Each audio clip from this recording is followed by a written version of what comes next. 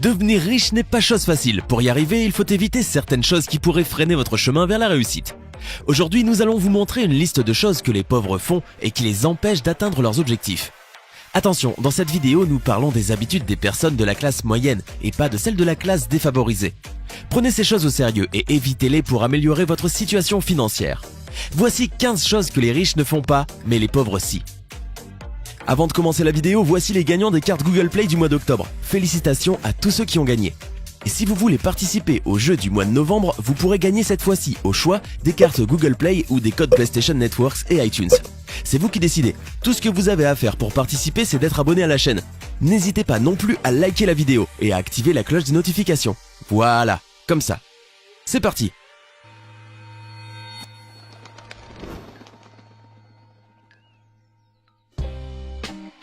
Les pauvres ne suivent pas leurs rêves et ne réalisent pas leurs idées.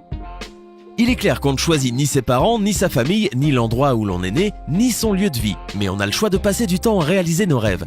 Nous avons chaque jour 24 heures pour changer la donne, et pendant que certains se penchent sur leurs objectifs, d'autres préfèrent gaspiller ce temps précieux. Si vous avez un rêve ou une idée, n'y renoncez jamais, bossez dessus et continuez d'essayer et de réessayer. Regardez la télévision. Les gens issus de classes moyennes et pauvres regardent la télévision plus que les gens riches et développent une addiction aux émissions de télé en tout genre, à l'actualité, aux séries et à la télé-réalité. Tandis que les plus ambitieux font tout pour figurer à la télévision, les pauvres la regardent pour déstresser et s'évader du quotidien. Alors si vous êtes du genre à regarder la télévision non-stop, vous devriez arrêter tout de suite. Levez-vous et commencez à tout planifier pour 15 jours, c'est vous qui soyez de l'autre côté de l'écran. Bref, la télévision est une excellente source de divertissement et d'information, et il n'y a absolument rien de mal à regarder celle-ci de façon modérée. Cependant, lorsque le téléviseur accapare plus de 40 heures de votre semaine, ne vous demandez pas pourquoi vous n'êtes pas encore devenu riche. Allumez votre télévision juste pour regarder l'actualité qui vous sera utile et retournez travailler par la suite. Se réveiller tard en étant jeune. Les pauvres sont plus fainéants dans leur jeunesse que les riches. Ce sont les statistiques qui le démontrent et qui prouvent qu'un jeune qui a passé sa jeunesse à se construire un avenir, notamment en se donnant à fond et en se réveillant chaque matin pour s'améliorer, aura plus de chances de réussir et de devenir riche puisqu'il aura saisi le temps de se développer alors qu'un autre aura plus de mal en le faisant plus tard. Prenez donc l'exemple de Bill Gates ou de Mark Zuckerberg qui se réveillaient très tôt tous les matins. L'amour extrême d'un sport. On ne parle pas ici de la pratique d'un sport, mais du fait de le regarder scotché derrière votre télévision. Si vous ne possédez pas une équipe ou que vous n'avez aucun intérêt dans le jeu, pas la peine de regarder. Et ceci rejoint le point que j'ai cité auparavant. La télévision est juste une perte de temps qui vous fait fuir de la réalité. Vous n'avez aucune influence sur le jeu, même en criant, donc ne soyez pas de simples spectateurs, mais agissez et faites en sorte de devenir de vrais influenceurs. Se doucher. Les gens qui ne veillent pas à la propreté, à l'hygiène de leur corps et à leur apparence ont moins de chances de réussir dans leur vie. Il a aussi été prouvé par une étude qu'une bonne et propre allure influence énormément ce que les autres penseront de vous. Veillez donc à prendre une douche avant de sortir chaque matin. Blâmer sa mauvaise étoile. Beaucoup de personnes en cas d'échec pointent du doigt leur malchance ou la mauvaise influence d'autrui pour se justifier. Bien sûr, il y a des choses qui arrivent et que l'on ne peut pas contrôler, mais 99% de nos décisions et de nos choix nous appartiennent. Nous sommes donc responsables de nos vies que nous pouvons améliorer par nos propres moyens. Quand un malheur leur tombe dessus, les pauvres se victimisent tandis que les riches essayent de le résoudre et se protègent pour ne pas y être confrontés une autre fois. Manger au fast-food. Les fast-foods sont souvent le lieu de rencontre des personnes qui préfèrent s'empiffrer de repas gras et caloriques en oubliant de prendre soin de leur corps. Sachez que la malbouffe est très néfaste pour votre santé et peut constituer un frein pour votre bien-être général, puisqu'elle vous empêche de vous concentrer et d'utiliser efficacement toute votre énergie. Manger très souvent au fast-food, c'est prendre le risque de souffrir mentalement et physiquement. Alors, pour avoir une hygiène de vie plus saine, évitez cela au maximum. Acheter des habits lors des soldes. Les seules choses que vous devriez acheter lors des soldes, c'est plutôt des actions en baisse à la bourse. C'est ce que font les riches qui investissent leur argent dans des actions pour gonfler leurs revenus. Tandis que les pauvres, eux, pendant ce temps, dépensent leur argent dans les soldes pour agrandir leur garde-robe, en achetant des habits à moitié prix que les gens ayant les moyens ont refusé d'acheter. Les pauvres n'épargnent pas. Une grosse différence entre les riches et les pauvres est que ces derniers ne se préparent pas à ce qui pourrait venir. Ils ne planifient pas et ne mettent pas de l'argent de côté. Épargner peut sauver une vie et résoudre de potentiels problèmes, mais n'avoir rien mis de côté pourrait au contraire mettre une personne en danger et la pousser à vendre quelque chose de valeur ou à faire un crédit pour résoudre un imprévu. Alors que du côté des riches, dès qu'une occasion d'investissement se présente, ils accourent et se précipitent pour y investir et engranger des gains. C'est ainsi que les pauvres qui n'ont souvent rien ne peuvent pas investir, et ainsi les riches s'enrichissent tandis que les pauvres s'appauvrissent. Acheter des produits de moindre qualité. Le pauvre croit faire des économies en achetant moins cher. Il préférera par exemple un produit de moins bonne qualité ou en piteux état pour son prix au rabais, croyant faire une bonne affaire. Il oublie le stress et les coûts que les achats à répétition du même article vont avoir comme effet sur sa vie et même ses activités. Cette situation me rappelle un proche qui possédait un téléphone bas de gamme qu'il préférait pour son prix. Cependant, rapidement, le gadget commença à avoir des problèmes d'autonomie et de fonctionnement et il manqua un appel pour une opportunité unique. Je vous garantis que jusqu'aujourd'hui, il regrette. Lorsque l'on voit une dame ou un monsieur riche dépenser beaucoup pour un objet authentique, on se dit souvent « il a de l'argent à dépenser ». Cette pensée est la plupart du temps à tort car les produits originaux sont de bonne qualité et garantissent un usage longue durée et sont donc plus économiques. Visite régulière chez le médecin.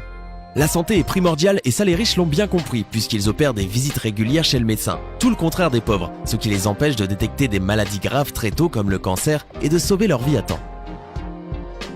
Dépenser l'argent qu'ils n'ont pas. C'est connu, les pauvres dépensent l'argent qu'ils n'ont pas et c'est l'une des grandes erreurs qu'ils commettent. Ils déboursent de l'argent qu'ils n'ont pas encore reçu avec des prêts et des endettements qu'ils les mettent par la suite sous pression lorsqu'ils doivent rembourser. Si vous ne possédez pas l'argent nécessaire, n'achetez pas, commencez par travailler et amasser de l'argent pour pouvoir vous offrir ce que vous voulez. Les pauvres s'entourent de pauvres.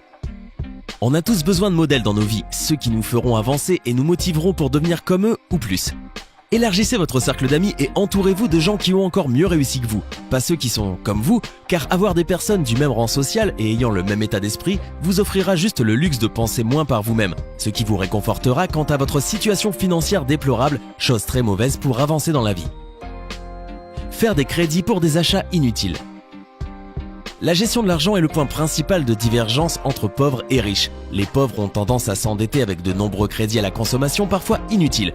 Une personne moyenne va chercher à posséder une voiture, de l'électroménager et tout autre appareil high-tech. Tout ça avec un crédit qu'elle remboursera avec des intérêts conséquents. Tandis que les riches prennent des crédits pour investir seulement, amassent de l'argent et veillent à bien le dépenser. Avoir des enfants très jeunes. Avoir un enfant c'est bien, c'est beau, mais ça coûte cher. 200 000 € en moyenne si vous vivez dans un pays développé. Les pauvres ont beaucoup d'enfants dans leur jeunesse tandis que les riches attendent longtemps pour pouvoir leur offrir une bonne vie. Ainsi, il serait plus sage de construire un bon avenir avant d'avoir un enfant. Les pauvres pensent toujours qu'on doit les aider. Personne ne doit rien à personne, l'aide est un plus mais pas une garantie. Vous êtes les seuls responsables de votre vie et de vos échecs. Seuls les meilleurs réussissent, ceux qui ne renoncent pas, qui se relèvent et qui comptent sur leurs aptitudes. Rapprochez-vous de ces personnes, elles sont inspirantes et constituent de vrais modèles à suivre.